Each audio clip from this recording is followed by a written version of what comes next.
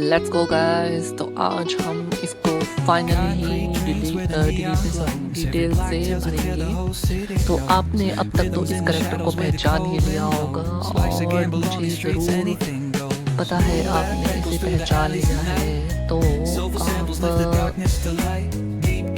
जान सकते हैं ये है हमारा प्यारा रेनकार्नेटेड एज ए 7th प्रिंस का प्रिंस ललॉयड।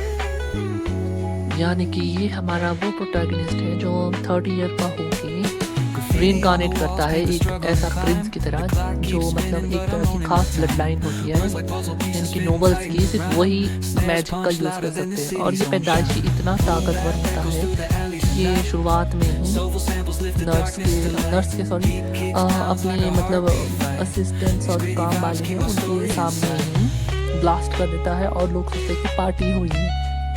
और ये इतना ताकतवर होता है कि इसके सामने एक डीमन प्रिंस तक हार जाता है। डीमन प्रिंस के बाद एक वो भी हार जाता है, प्रीस्ट जो हाईएस्ट प्रीस्ट का बॉब होता है वो सेकंड सीजन में। और थर्ड सीजन में पता नहीं मुझे क्या होगा। इसके सामने एक लेजेंडरी डीमन हार गया और जेरियल एंजल हार गया इस प्रोटैगनिस्ट के हाथों। और वो दोनों एंजल और जो डीमन है वो इसके साथ जो मतलब इसी के साथ रहते हैं और इसे सिखाते हैं चीज़ें और इसी के साथ अलग अलग चीज़ों में मतलब ध्यान रखते खासकर ग्रीमोर क्योंकि वो तो इसका सबसे खास है। वो तो सबसे पहले मतलब इसका दीवाना हो गया था। जैसे ही उसने सोचा था कि इसे काबू करना स्टार्ट करेगा, जैसे ही उसने इसे छुआ तो इसका माना का जो डेंसर था ना उसको देखते ही डीमन के पसीने छूट गए। सोचो आप, डीमन के पसीने छूट गए वो भी इसे बस छूते ही। इसकी इतनी डेंस माना और ऊर्जा थी ना कि उसमें 1000 सोलों की आत्मा दिख रही थी इसे। और उसके बाद जब जीरियल ने इसे माना सिग्नेचर सिखाया तो इसकी शक्ति इतनी बढ़ गई कि बस वो तो सोचने लगा जीरियल तो कुछ नहीं, क्योंकि उसने सेकंड सीजन में जब उसे उसका इंजन होली मैजिक सिखाया तो उस टाइम जब उसने अपना होली वेपन बनाने की कोशिश की तो उसे देखकर दोनों ही एकदम से शॉक हो गए, क्योंकि वो इतना बड़ा हो चुका था कि कोई उसे कैसे हथियार बोल सकता था। बट हमारा मेन प्रोटैगनिस्ट तो बोलता है कि अभी इसे बन ही रहा है।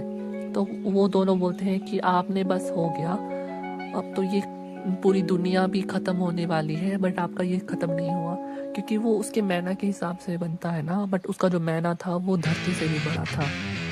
इसलिए लास्ट पार्ट में तो और भी खतरनाक होता है क्योंकि वो 3 स्पेल्स को एक साथ करता है, क्योंकि वो डबल स्पेल करता था ना, क्योंकि वो उस डीमन का मूव यूज़ करता था। बट इस बार उसने जीरियल का मूव यूज़ किया लास्ट में, और उन तीनों स्पेल्स को एक साथ जब जोड़ के बनाता है ना तो वो उसे काउंटर में इतना भयानक सीन दिखता है ना।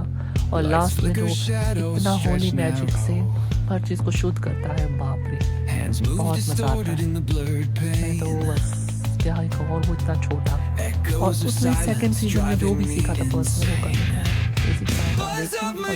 और मुझे ज़रूर बताइए, फॉलो भी कीजिए, शेयर भी कीजिए और आपको जो अच्छा लगे मुझे कॉमेंट में ज़रूर बताइएगा। और इसी के साथ आप सभी का